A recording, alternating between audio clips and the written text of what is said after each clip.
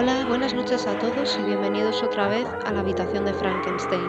Esta noche os traigo un relato titulado El Capitán Asesino de Charles Dickens.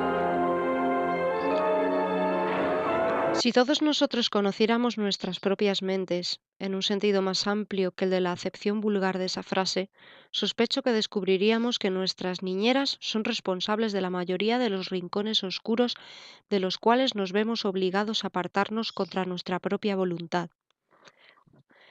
El primer personaje diabólico que se introdujo en mi apacible infancia fue un tal Capitán Asesino.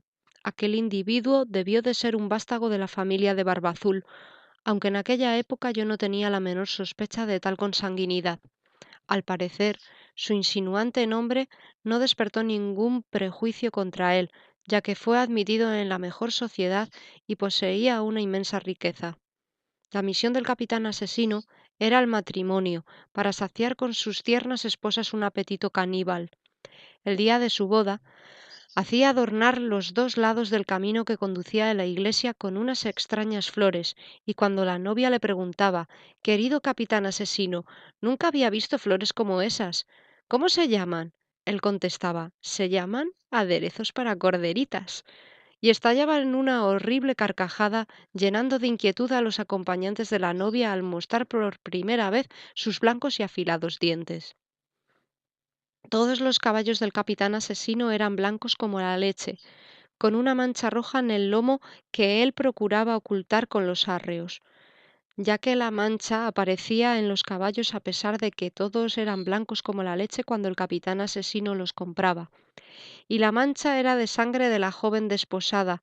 A ese terrorífico detalle debo mi primera experiencia personal de un estremecimiento y de heladas perlas de sudor en la frente. Después de celebrar el banquete de bodas y de despedir a sus nobles huéspedes, el capitán asesino se quedaba a solas con su esposa. Al día siguiente tenía la costumbre de sacar de una alacena un tablero de plata para amasar y un rodillo de oro. Hay que aclarar que el capitán asesino, mientras duraba su cortejo, preguntaba siempre si su futura esposa sabía confeccionar un pastel, y si por naturaleza o educación ignoraba aquel arte, debía aprenderlo. Bien, pues cuando la esposa veía que el capitán asesino sacaba el tablero de plata y el rodillo de oro, recordaba aquel detalle y se subía las mangas de su vestido de encaje para hacer un pastel. A continuación, el capitán sacaba un enorme recipiente de plata, harina, mantequilla, huevos y todo lo necesario excepto el relleno para el pastel. La encantadora esposa preguntaba, querido capitán asesino, ¿de qué va a ser el pastel? Y él contestaba, de carne. La esposa insistía, no veo la carne por ninguna parte. Y el capitán replicaba jocosamente, mira en el espejo. Ella miraba en el espejo, pero continuaba sin ver carne, y entonces el capitán estallaba en una ruidosa carcajada. Luego, frunciendo repentinamente el ceño, desenvainaba su espada y le ordenaba a su esposa que amasara la harina con los demás ingredientes, de modo que ella amasaba la harina, dejando caer unos grandes lagrimones sobre ella a causa de lo pesado de la tarea.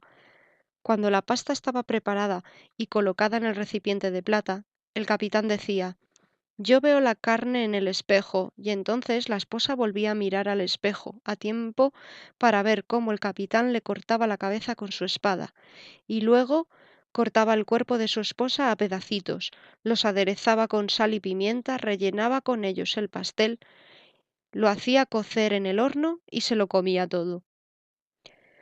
El capitán asesino se había comido así a numerosas mujeres cuando se encontró en el caso de escoger esposa entre dos hermanas mellizas.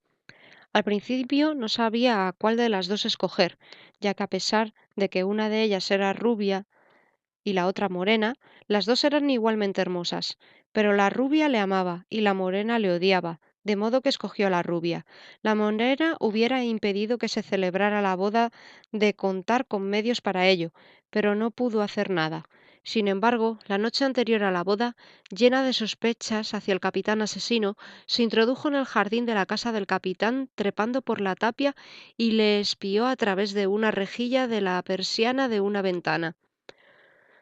Desde allí vio cómo el capitán asesino se afilaba los dientes. 2 días después, como de costumbre, el capitán hizo que su rubia esposa amasara la harina y los otros ingredientes, y cuando la pasta estuvo preparada le cortó la cabeza a la desdichada, la hizo pedacitos, los aderezó con sal y pimienta y rellenó con ellos el pastel.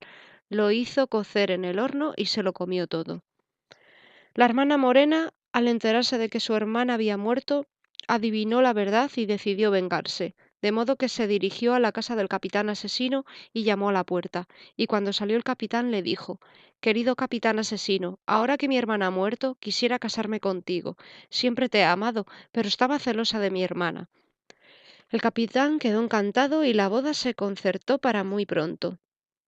El día anterior al de la ceremonia, la hermana Morena volvió a introducirse en el jardín de la casa del capitán y volvió a espiarla a través de la ventana, viendo cómo afilaba sus dientes.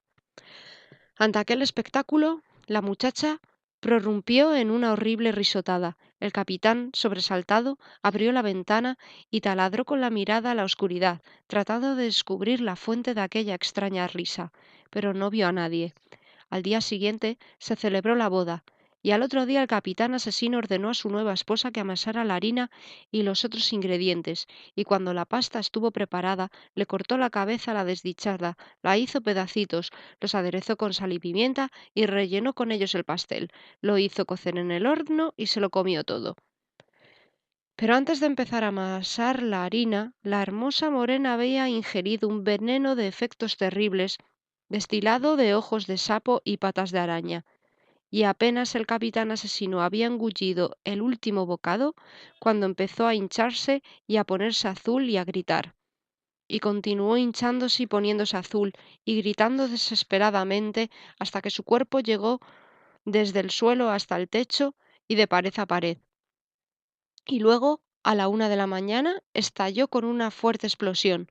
Al oír aquel estrépito, todos los caballos que se encontraban en los establos, blancos como la leche, enloquecieron súbitamente y rompieron sus trabas, echaron a correr atropellando a todos los que habían tenido algo que ver con el capitán asesino, empezando por la familia del herrero que había afilado sus dientes, hasta que todos estuvieron muertos. Luego los caballos se alejaron al galope.